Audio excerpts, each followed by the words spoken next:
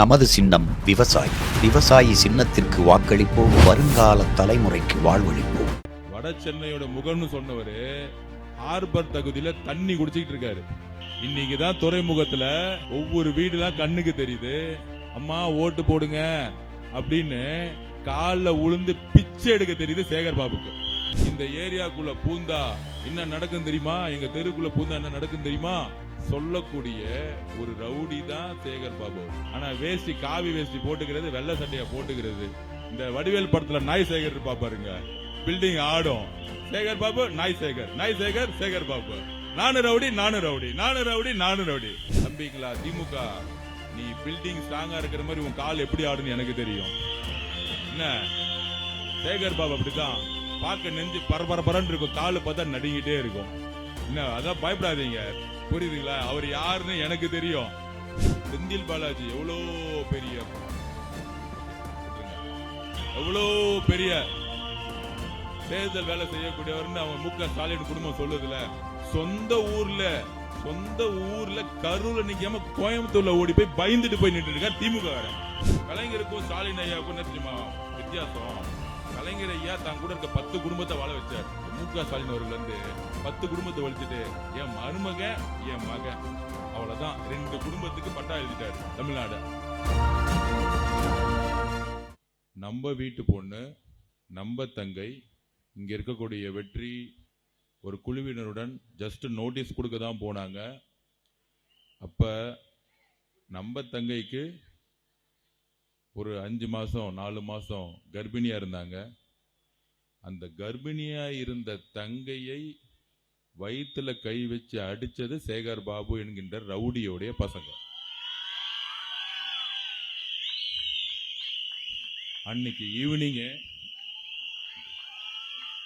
அன்னைக்கு சாயங்காலமே ஹாஸ்பிட்டல் போயிட்டு என் தங்கையை பார்த்தோம், எல்லாரையும் பார்த்தோம். உட்காருங்க, அக்கா வந்திருக்காங்க.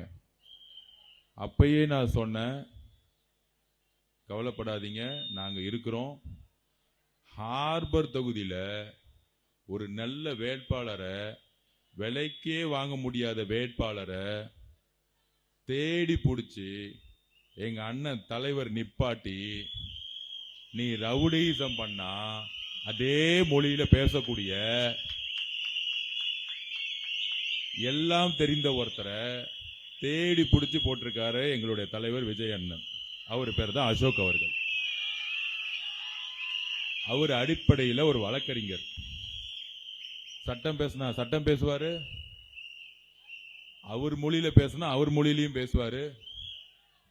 அதனாலதான் இன்னைக்கு சேகர் பாபு என்ன சொல்லிட்டு இருப்பாரு, வட சென்னையோட முகம்னு சொன்னவரு ஹார்பர் தகுதியில தண்ணி குடிச்சிட்டு இருக்காரு, வெளியவே போவாம. இன்னைக்குதான் துறைமுகத்துல ஒவ்வொரு வீடுலாம் கண்ணுக்கு தெரியுது, தெரு தெரியுது. அம்மா ஓட்டு போடுங்க அப்படின்னு காலில் உளுந்து பிச்சை எடுக்க தெரியுது சேகர் பாபுக்கு.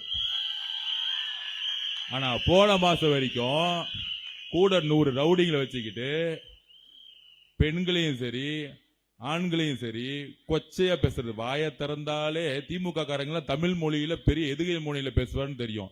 தைரியம் இருந்தா சேகர் பாபா மேடல ஏறி ஒரு 5 நிமிஷம் பேச சொல்லிடுங்க பாப்போம். வாயிலிருந்து வர வார்த்தையெல்லாம் அந்த மாதிரி வார்த்தை இருக்கும். இந்த ஆளு எம்எல்ஏவை போட்டு அமைச்சராக்கி அந்த குடும்பத்துக்கு தோரம்பருப்பு வாங்கி கொடுக்கறது, எண்ணெய் வாங்கி கொடுக்கறது, வீட்டில் காரு கதவு திறந்து விடுறது, பியூன் வேலை பார்க்கறது, இந்த வேலையெல்லாம் பார்த்து மினிஸ்டர் ஆகிட்டு ஒரு 100 ரவுடியை வச்சு இந்த தொகுதிய ஏதோ ஒரு பெரிய ரவுடி இந்த ஏரியாக்குள்ள பூந்தா என்ன நடக்கும் தெரியுமா, எங்க தெருக்குள்ள பூந்தா என்ன நடக்கும் தெரியுமா அப்படின்னு சொல்லக்கூடிய ஒரு ரவுடி தான் சேகர் பாபு அவர்கள். ரவுடித்தனை தவிர எதுவுமே தெரியாது. ஆனா வேஷ்டி காவி வேஷ்டி போட்டுக்கிறது, வெள்ளை சட்டையா போட்டுக்கிறது. இந்த சாமியார்களே போலி சாமியார் இருப்பாங்க பாத்தீங்களா, 1ஆம் நம்பர் போலி சாமியார். என்ன கோயிலுக்கு போகாதவன் கூட நல்லது செய்வான். டெய்லி கோயிலுக்கு போயிட்டு அக்கிரமம் செய்யக்கூடிய ரவுடிசம் பண்ணக்கூடியவர் தான் இந்த சேகர் பாபு. அப்ப மக்கள் வெறுத்து போயிருந்த நேரத்தில் தலைவர் அவர்கள் ஹார்பர்ல கரெக்டான வேட்பாளரை போட்டார். என்ன பண்ணுவாங்க? வேட்பாளரை போட்டா செட்டிங் பண்ணுவாங்க, விலை கொடுத்து வாங்குவாங்க, இல்ல மிரட்டினா ஓடிடுவாங்க. இப்ப வந்து சேலஞ்ச் பண்ணார் பாருங்க மைக்கு முன்னாடி, என்ன நீ டச் பண்ணல, நான் உனக்கு பதில் சொல்றேன்ல. இந்த மாதிரி வேட்பாளர்கள் தான் நமக்கு வேணும். அப்ப அண்ணா சொன்னாரு, என் குடும்பத்தில் இருக்க ஒரு பெண்ணை வந்து திட்டாரு, நம்ம அக்கா தங்கச்சிய கர்ப்பிணி பெண்ணை பார்க்காம கை வச்சுட்டாங்க. இதெல்லாம் மக்கள் பார்த்துக்கிட்டே இருப்பாங்க. மக்களை நீங்க சாதாரணமா நினைச்சிடாதீங்க. இந்த பை எலெக்ஷன் எல்லாம் பெரிய பெரிய அறிவாளிகள்லாம் பெரிய ஞான சூனியம் மாதிரி ஓட்டுக்கு 10,000 கொடுத்து ஜெயிச்சிருவாங்க. ஆனா அதுக்கு ஒரு உதாரணமே சொல்லிடுறேன். செந்தில் பாலாஜி எவ்வளோ பெரிய, ஓகே விட்டுருங்க, எவ்வளோ பெரிய தேர்தல் வேலை செய்யக்கூடியவர்னு அவங்க மு க ஸ்டாலின் குடும்பம் சொல்லுதுல. கோயம்புத்தூர் கொங்கு மண்டலத்துக்கு அவர் தான் பொறுப்பு, லோக்கல் எலெக்ஷன்ல ஜெயிச்சிருவாரு, பை எலெக்ஷன்ல 10,000 கொடுத்து ஜெயிக்க வச்சிருவாரு, உள்ளாட்சி தேர்தல் எலெக்ஷன்ல 10,000 கொடுத்து ஜெயிக்க வச்சிருவாரு. ஆனா 234 தொகுதி வரும் பொழுது அர்ச்சனா பட்நாயக் மாதிரி ஒரு நல்ல தேர்தல் அதிகாரி வரும்போது டிஜிபி, கமிஷனரு, இன்டெலிஜென்ஸ் ஆபீசரு எல்லாம் மாத்தின பிறகு போலீஸ் நம்ம தலைவர் சென்னைக்குள்ள வரும்போது முதலமைச்சருக்கு என்ன பாதுகாப்பு கொடுக்கிறோமோ அதே பாதுகாப்பை கொடுத்து இன்னைக்கு சென்னைக்குள்ள தலைவர் பிரச்சாரம் பண்ற அளவுக்கு இன்னைக்கு தேர்தல் கமிஷன் மாறி இருக்குல்ல. மு க ஸ்டாலின் அவர் வந்து என்ன தப்பு செஞ்சாரு? டிவிகேவை கண்டுக்கவே இல்ல, தலைவரை பத்தி பேசவே இல்ல. தம்பிங்களா திமுக, நீ பில்டிங் ஸ்ட்ராங்கா இருக்கிற மாதிரி உன் கால் எப்படி ஆடுன்னு எனக்கு தெரியும். என்ன சேகர் பாபு அப்படிதான் பார்க்க நெஞ்சு பரபரன்னு இருக்கும், காலு பார்த்தா நடுங்கிட்டே இருக்கும். என்ன அதான் பயப்படாதீங்க, ரவுடித்தனம் அதெல்லாம் பயப்படாதீங்க, புரியுதுங்களா? அவர் யாருன்னு எனக்கு தெரியும், எனக்கு நல்லா தெரியும். ஆதி மூலம் எல்லாம் எனக்கு தெரியும். 21 முன்னாடி என்ன பண்ணிட்டு இருந்தாரு எனக்கு தெரியும். அதனால ஒண்ணுமே கிடையாது. அப்படிப்பட்ட செந்தில் பாலாஜி கரூர்ல நின்று கையில் 5000 கோடி பணம் இருக்கு, ஆள் பணம் இருக்கு. கரூர்ல அவர் தான் பிஸ்தா பருப்பு எல்லாம் சொல்லுவாங்கல்ல, எல்லாம் சொல்லுவாங்கல்ல. ஆனா கரூருடைய 41 இழப்பு ஏற்பட்ட பிறகு நம்ம மேல எவ்வளவு தவறுகள் சொன்னாங்க, நம்ம தலைவர் எவ்வளவு குற்றச்சாட்டு சொன்னாங்க. ஆனா மக்கள் உண்மையா செஞ்சது திரு செந்தில் பாலாஜியால நம்பினாங்களா இல்லையா? நம்பிட்டு இருக்காங்களா இல்லையா? இந்த நம்பிக்கை தான் சொந்த ஊர்ல கரூர்ல நிக்காம கோயம்புத்தூர்ல ஓடி போய் பயந்துட்டு போய் நின்று இருக்காரு திமுக காரன். இல்ல திமுக காரங்க நாங்க 200 தொகுதி ஜெயிச்சிருங்களா, செந்தில் பாலாஜிய தொகுதியை மாதிரி கோயம்புத்தூர்ல நின்று இருக்காங்க. எப்படிப்பா நீங்க 200 தொகுதி ஜெயிப்பீங்க முதலமைச்சர் அவர்களே? அப்ப இப்ப தெரியுதா யார் யாரெல்லாம் பணத்தை எடுத்து அரசியலுக்கு வராங்கன்னு நினைக்கிறாங்களோ, யாரெல்லாம் ரவுடித்தனம் பண்ணி மக்களுக்கு இடையூறு செய்யறாங்களோ அவங்கள மக்கள் தூக்கி போட்டுருவாங்க. கலைஞருடைய மகன் அழகிரியோட மதுரையில ரவுடித்தனம் பண்ணவங்க தமிழ்நாட்டில் யாராச்சும் இருக்கிறாங்களா? மக்களை ஏன் தூக்கி போட்டாங்க? மக்கள் சாமானியர்களே தலைவர்களா இருப்பாங்க, ரவுடிகளை இல்ல. நீங்க எழுதி வச்சுக்கோங்க. இந்த தேர்தல் முடியும் பொழுது சேகர் பாபு தண்ணி குடிச்சு ஓரமா உட்கார்ந்துட்டு இருப்பாரு, 26ல ஓரமா உட்கார்ந்துட்டு இருப்பாரு. பயப்பட வேண்டாம். அதாவது நான் எப்பயுமே ஒண்ணு சொல்லுவேன், உங்க தலைவர் விஜய் அவர்கள் எல்லாத்துக்கும் அமைதியா இருக்கிறாரு. பிஜேபி மிரட்டிருச்சு டெல்லியில இருந்து, அது குரல் கொடுக்கவே மாட்டேங்கிறாரு. பிஜேபி மிரட்டுறதுனால அவர் பயந்துட்டாரு. தம்பிங்களா, ஒரு உளவியல் இருக்கு, சைக்காலஜி டாக்டர்ஸுக்கு தெரியும், இல்ல உங்களுக்கே தெரியும்.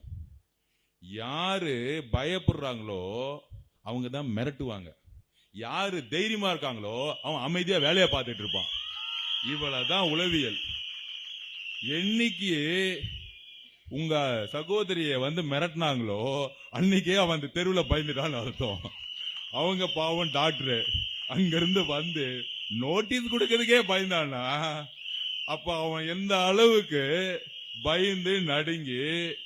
இந்த வடிவேல் படத்துல நாய் சேகர் இருப்பா பாருங்க, பில்டிங் ஆடும், சேகர் பாபு நாய் சேகர் சேகர் பாபு, நானு ரவுடி. அவ்வளவுதான். இவ்வளவுதான் கான்செப்ட். ஒன்னும் பண்ண முடியாது. ரவுடிலாம் யார் தெரியுமா? அவங்க கமிஷனரு, அவங்க டிஜிபி, அவங்க இன்டெலிஜென்ஸ் ஆபீசரு, அவங்க அசிஸ்டன்ட் கமிஷனரு, இதெல்லாம் இருந்தாங்கன்னா ரவுடித்தனம் பண்ணிட்டு நம்ம அக்காவை அடிச்ச பிறகு சேகர் பாபு ஒரு நாடகம் பண்ணாரு பாருங்க, இன்னொரு 3 அக்கா கண்ணம்மா பட்டில இருந்து இறக்கிட்டாரு. அந்த அக்காவை பார்த்தாலே பயமா இருக்கு. அந்த அக்காவை நம்ம அக்கா அடிச்சுட்டாங்களா போய். அந்த அக்கா பாருங்க குழந்தை முகம் மாதிரி இருக்கு.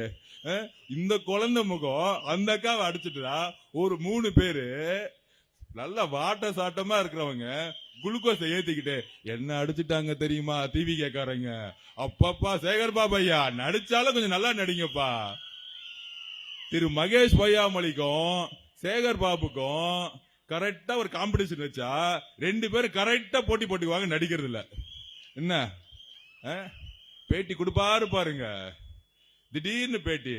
ஏங்க இங்க திமுகக்கும் அதிமுக சென்னையில போட்டி, ஏங்க டிவிகே பத்தி பேசுறீங்க? பயம் வந்துருச்சுல்ல.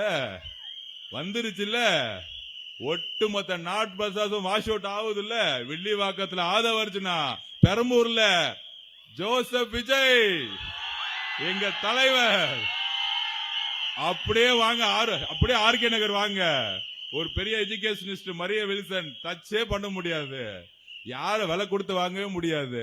அப்படியே ஹார்பர் பக்கம் வாங்க, ஒரு வழக்கறிஞர், நீ எதை கையில் எடுக்கிற அவரும் கையில் எடுப்பாரு, நீ பூ கொடுத்தா பூ கொடுப்பாரு. அதுக்கு மேல நான் சொல்ல முடியாது. சோ நீ அநீதியான ஒரு அரசியல் பண்ணனா அந்த அரசியலை தூக்கி எறியக்கூடிய அரசியல் எங்களுக்கு தெரியும். ஃபுல்லா கிளீன் பண்ண போறோம். தமிழ்நாடே கிளீன் ஆக போகுது. அதுல சென்னை ஒட்டுமொத்த ட்ரக்ஸோடைய கேபிட்டலா மாத்தி வச்சிருக்காங்க. இந்த சேகர் பாபுவும் சாராயமா மாத்தி வச்சிருக்காங்க. ஹார்பர்ல 100% மெட்ரோ வாட்டர் கிடைக்குதா உங்களுக்கு? ஏதாவது குழாயில தண்ணி கிடைக்குதா? திமுக காரங்க சொல்லுவாங்க அனுபவம் இருக்கு. திமுக நிறைய இந்த ஊடகத்தில் உட்கார்ந்துகிட்டு திமுக 75 வருஷம் அனுபவங்க, பூத்துல இருக்கிறவங்க, கிளையில இருக்கிறவங்க, பகுதியில் இருக்கிறவங்க, பயங்கரமான அனுபவம் இருந்தா என்ன தெரியுமா செஞ்சிருக்கணும்? துறைமுகம், மினிஸ்டர் தொகுதி 100% வீட்டுல எல்லாத்துக்கும் மெட்ரோ வாட்டர் கொடுத்துட்டேன்பா. தைரியம் இருந்தா சொல்லுங்க, நானே சேகர் பாபுக்கு ஓட்டு போட்டுடுறேன். இல்லப்பா ரோடு எல்லாம் சரி செஞ்சாச்சு, இங்க குடிசையே கிடையாது, எல்லாமே பக்கா வீடு, கான்ட்ராக்ட் வீடு ஆக்கியாச்சு, எல்லா சாலைகள் இருக்கு, கழிவு நீர், மழை பெஞ்சா கழிவு நீரும் தண்ணியும் கலக்கிறதே கிடையாது. அடிப்படை தேவைகள், நல்ல ஸ்கூல் இருக்கு, நல்ல காலேஜ் இருக்கு. இதெல்லாம் இருக்கா? ஒண்ணுமே கிடையாது. சென்னையுடைய ஹாட் ஸ்பாட் உயர் நீதிமன்றம் இங்கதான் இருக்கு, பாரிஸ் கார்னர் இங்கதான் இருக்கு, எல்லா துறைமுகம் இங்கதான் இருக்கு, எல்லாமே பணம் கொளிக்கக்கூடிய தொழில்கள் இருக்க இடத்துல. ஆனா ஹார்பர் எப்படி வச்சிருக்காங்க? மனிதர்கள் வசிக்கவே முடியாத மாதிரி ஒரு அடிப்படை வசதி கிடையாது. ஆழ்வார்பேட்டை எப்படி இருக்கு, ஹார்பர் எப்படி இருக்கு? இவர் தான் டெய்லி ஒரு நாளைக்கு 10 தடி ஆழ்வார்பேட்டை போயிட்டு வராரு. அந்த முதல்வர் குடும்பத்துக்கு கிச்சன் பாலிடிக்ஸுக்கு கிச்சன் வேலை பண்றது மட்டும்தான் இவருக்கு தெரியும், வேற ஒண்ணுமே தெரியாது. என்ன kitchen politics minister mister Sekar Babu அப்படின்னு பேரே வச்சிடலாம். இதை தவிர அவருக்கு எதுவுமே தெரியாது. அப்ப இந்த மாதிரி அமைச்சர்களை உருவாக்கக்கூடிய அண்ணா எந்த மாதிரி திமுக உருவாக்குனார்? சமூக நீதி, இருமொழி கொள்கை, இப்படி உருவாக்குன திமுக கலைஞராச்சும் சமூக நீதினு சொல்லிட்டு ஒரு 10 குடும்பத்தை, கலைஞருக்கும் ஸ்டாலின் ஐயாவுக்கும் என்ன தெரியுமா வித்தியாசம்? கலைஞர் ஐயா தான் கூட இருக்க 10 குடும்பத்தை வாழ வச்சார். என்னடா மதுரை அழகிரி போ, டெல்லி நீங்க போங்க, இந்த பக்கம் கன்னியாகுமரி ஒருத்தர் 10 குடும்பத்தை வாழ வச்சார். மு.க. ஸ்டாலின் அவர்கள் 10 குடும்பத்தை வலிச்சுட்டு என் மருமக என் மகன் அவ்வளவுதான் 2 குடும்பத்துக்கு பட்டா எழுதிட்டாரு தமிழ்நாடு. இதுதான் அவருடைய மிகப்பெரிய சாதனை. ஒருத்தர் அரசியல மருமக, இன்னொன்னு எல்லா டிபார்ட்மெண்ட் பணத்தை கட்டிங் பண்றது, கமிஷன் அடிக்கிறது, ஊழல் பண்றது. இதுல இருக்க அமைச்சர்கள்லாம் எப்படி? இவங்க சொல்லுவாங்க நாங்கள் திராவிட கட்சி, பெரியார் கட்சி, அண்ணாவுடைய வழித்தோன்றல். திமுக குடும்பம் சுத்தி யாரு இருக்கிறா? மினிஸ்டர் பேர் சொல்லவா? திரு செந்தில் பாலாஜி. அவர் என்ன பெரியாரிஸ்டா?